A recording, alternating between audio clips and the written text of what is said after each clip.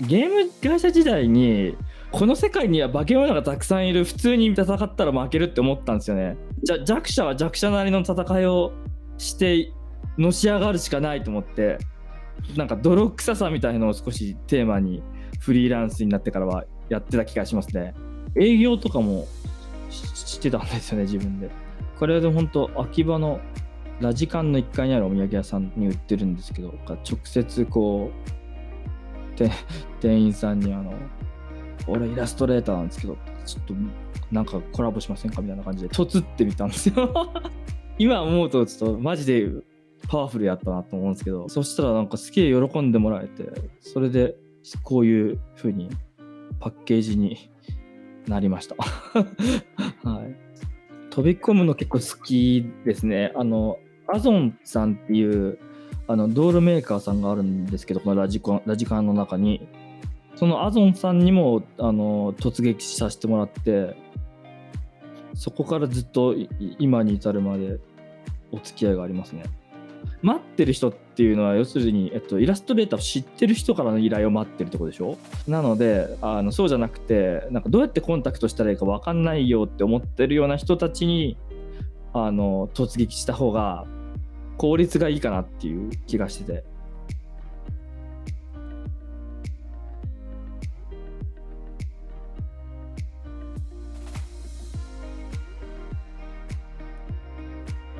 ゲーム会社時代本当いろいろなんか上司がね、自分がコミュ力があったからなんかいろんなところに連れ回してくれたりとかしたんで。あとあれですね、大学時代に美術部の部長をやってたことがあるんですよ。なんかその時もなんか他の大学と一緒に展示会とかをする必要があって、なんか美術部って合同展示会みたいのをやる文化があったんですよ、他大学と。でこっちから、アプローチかけて一緒にやりませんかって言ったりとか。その頃大学池袋だったんですけど、池袋をなんか芸術の街にしようみたいな動きがあって、それになんかサークルも参加してくれませんかみたいな感じの連絡だけ確か来てて、でもなんかあとは丸投げみたいな感じだったんですよ。だから部長自らなんかこうなんか展示してほしいですみたいな感じで、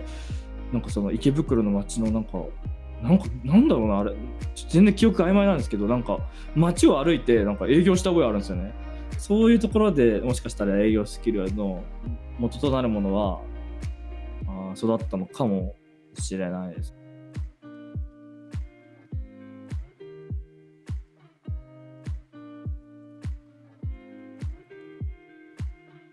青春女子高生っていう本があって、なんか書籍せっかく販売するなら個展したくないって思って、でなんか実はそれよりも前に桜エキシビジョンっていう展示会がありまして、なんかそれちょっとなんか出てみたいなと思って、すごいかなりこの青春女子高生の販売よりもすごい前の話になるんですけど、つまりはプロになって割とすぐぐらいに応募した展示会で、今も桜エキシビジョン定期的に開催されてるんですけど、そこで、印刷会社さんの賞をもらったんですよ。ピコっていう印刷所があるんですけど、ピコ賞みたいなのもらって、共同主催みたいな感じでなんかスポンサーしてて、でそのピコ賞っていうのもらえて、ピコ賞をくれたのは本当社長さんだったんですよ、ピコの。でそこからピコの社長さんとのお付き合いがなんか何年も続いてて、同人グッズとか作る時もピコさんにお願いして、印刷も全部ピコさんみたいな感じでやってたんですけど、でその桜エキシビジョンで使ってた会場も実はピコさんの持ち物件みたいな感じで、試しに展示会したいんですけどって連絡したらいいですよって言ってくれて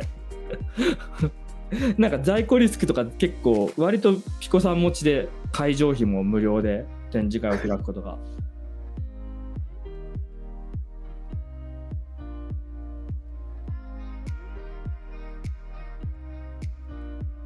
毎日定期企画っていうのがあったんですよ。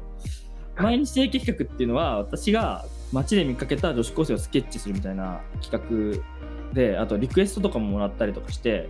いろんな女子高生を描いていくみたいなことやってたんですけど、消費物の対象にしていいのかみたいな、なんか気持ちになったんですよね。実際のリアルの女子高生をモデルにしてるから。なんかそれに対してリプライ欄とかでなんかこの子と付き合いたいとか、なんかおっぱいでかそうとかコメントつくとなんかちょっとまずくないかっていう気持ちになってきて、でそれと時を同じくしてこうその企画としてはその始まってたんで、青春女子高生書いてるうちになんかそういう風に見ていいのかなっていう気持ちになっちゃいまして、途中で編集さんに無理を言ってこういうなんかラッキースケベ感すみませんこれ以上書けないっつわっていう風に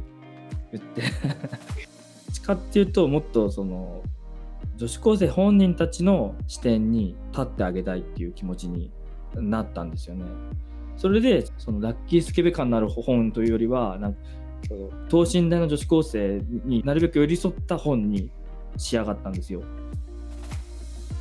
結果的に画風も変わって空気感とかそのなんか青春の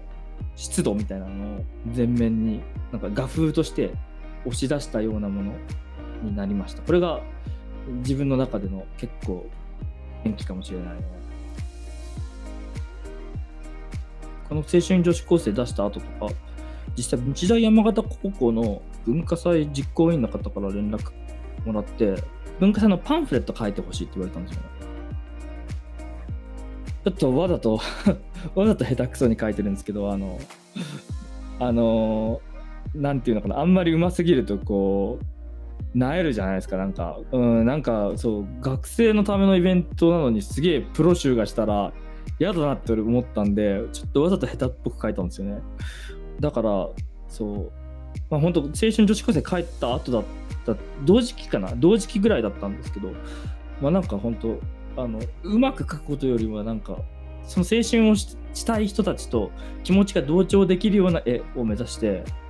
なんか親しみやすさみたいなのを目指して書いてましたね、この絵は。でなんかパンフレットだけじゃ面白くないから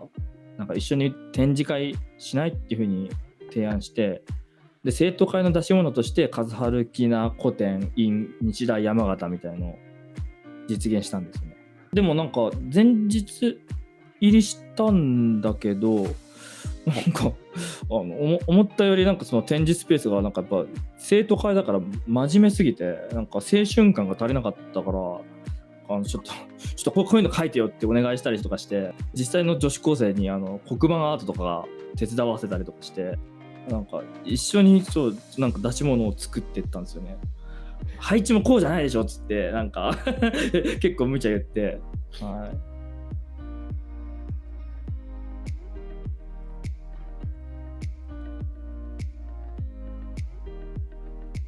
オタク的なものというよりは誰が見ても嫌悪感のないような絵っていうか誰が見ても好きな人は好きって言ってもらえるような絵を目指して